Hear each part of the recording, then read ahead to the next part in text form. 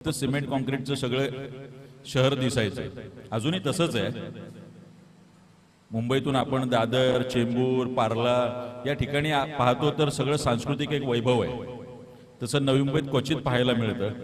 आपल्या आगरी समाजाने ते गावागावांमध्ये जपलं एवढंच, पण बाकी जर पाहिलं तर टॉवर सोडले तर फार काही सांस्कृतिक वातावरण या नव्या मुंबईत दिसत नाही. अशा वेळी तो सांस्कृतिक ती उणीव भरून काढण्याचं काम मनसे चित्रपट सेना किरण आणि त्याची संपूर्ण टीम करते. याबद्दल निश्चित मला कौतुक आहे आणि अभिनंदन मी त्यांचं करतो.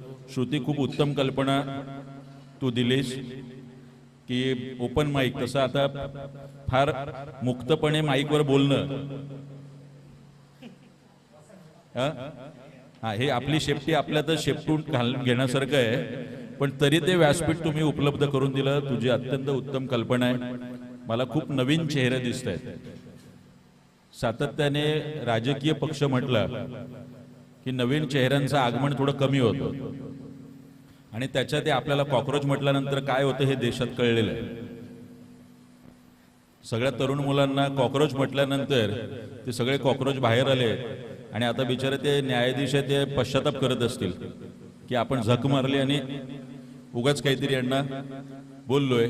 अशा वेळी तुमच्या सगळ्या तरुण मुलांनी येऊन हे करणं मला वाटतं खूप मोठं पाऊल आहे. छोट्या छोट्या गोष्टी असतात, त्याची पायाभरणी करणं महत्वाचं असतं.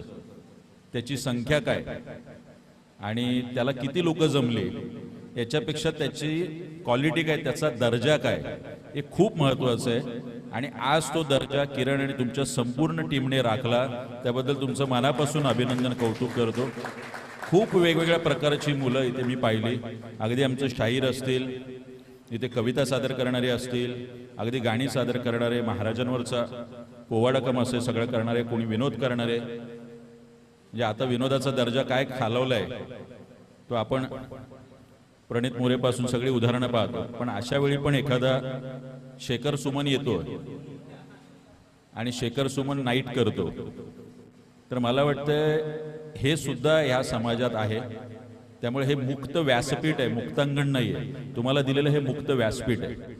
या मुक्त व्यासपीठाचा तुम्ही योग्य तो वापर करावा आणि या व्यासपीठावर फक्त विनोद, गाणी, कविता हेच नाही, या मुक्त व्यासपीठांवर आजच्या तरुणांचा आवाज हा सुद्धा दणदणीतपणे मांडला जाईल. आणि हे इथं न थांबता याचा 100वा एपिसोड ज्यावेळी होईल त्या 100व्या एपिसोडला आदरणीय राजसाहेब ठाकरे आणि अमित साहेब ठाकरे कसे येतील याची जबाबदारी माझी असेल.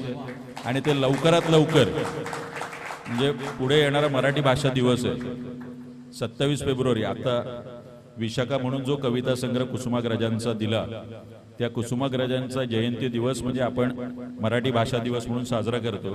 तोपर्यंत 100व्या एपिसोड करावा. पुढच्या मराठी भाषा दिवसाला राजसाहेब ठाकरे या मुक्त व्यासपीठावर श्रुती तुझ्याबरोबर स्टेज शेअर करतील, एवढे एक आपल्याला शब्द देतो आणि थांबतो.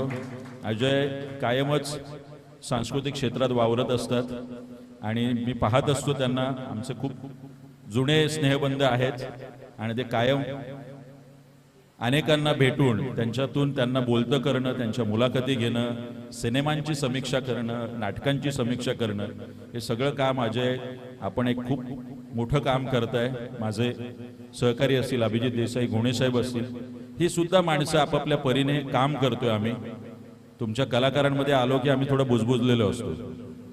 आम्हाला फक्त टाळ्या वाजवण्याच्या पलीकडे काही समजत नाही. पण अशा वेळी सुद्धा तुम्ही आम्हाला सामावून घेतलं. तुमचे खूप मनापासून आभार मानतो. अजय, आपण 2-2.5 तास इथे आहात आणि आम्हाला पाठिंबा देत आहे.